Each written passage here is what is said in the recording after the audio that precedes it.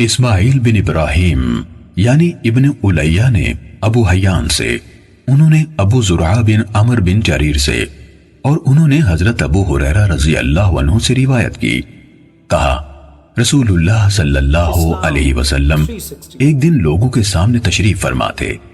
ایک آدمی آپ صلی اللہ علیہ وسلم کے پاس آیا اور پوچھا، اے اللہ کے رسول، ایمان کیا ہے؟ آپ نے فرمایا، تم اللہ تعالیٰ، اس کے فرشتوں، اس کی کتاب، قیامت کے روز اس سے ملاقات، اس کے سامنے حاضری اور اس کے رسولوں پر ایمان لاؤ، اور آخری بار زندہ ہو کر اٹھنے پر بھی ایمان لے آؤ۔ اس نے کہا، اے اللہ کے رسول، اسلام کیا ہے؟ آپ نے فرمایا، اسلام یہ ہے کہ اللہ تعالیٰ کی عبادت کرو، اس کے ساتھ کسی چیز کو شریک نہ ٹھہراؤ، لکھی یعنی فرض کی گئی نمازوں کی پابندی کرو، فرض کی گئی زکوٰۃ ادا کرو، اور رمضان کے روزے رکھو۔ اس نے کہا، اے اللہ کے رسول، احسان کیا ہے؟ آپ صلی اللہ علیہ وسلم نے فرمایا، اللہ تعالیٰ کی عبادت اس طرح کرو گویا تم اسے دیکھ رہے ہو، اور اگر تم اسے نہیں دیکھ رہے ہو تو وہ یقیناً تمہیں دیکھ رہا ہے۔ اس نے کہا، اے اللہ کے رسول، قیامت کب قائم ہوگی؟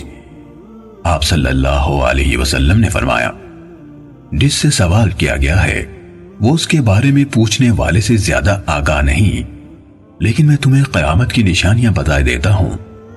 جب لونڈی اپنا مالک جنے گی تو یہ اس کی نشانیوں میں سے ہے، اور جب ننگے بدن اور ننگے پاؤں والے لوگوں کے سردار بن جائیں گے تو یہ اس کی نشانیوں میں سے ہے، اور جب بھیڑ بکریاں چرانے والے اونچی اونچی عمارتیں بنانے میں ایک دوسرے سے مقابلہ کریں گے تو یہ اس کی علامات میں سے ہے۔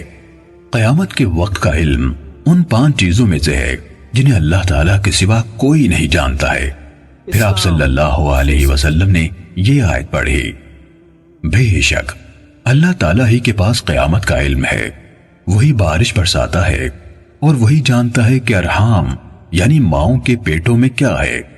کوئی زیرو نہیں جانتا کہ وہ کل کیا کرے گا، نہ کسی متنفس کو یہ معلوم ہے کہ وہ زمین کے کس حصے میں فوت ہوگا۔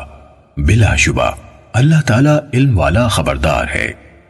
حضرت ابو ہریرہ رضی اللہ عنہ نے کہا، پھر وہ آدمی واپس چلا گیا تو رسول اللہ صلی اللہ علیہ وسلم نے فرمایا، اس آدمی کو میرے پاس واپس لاؤ۔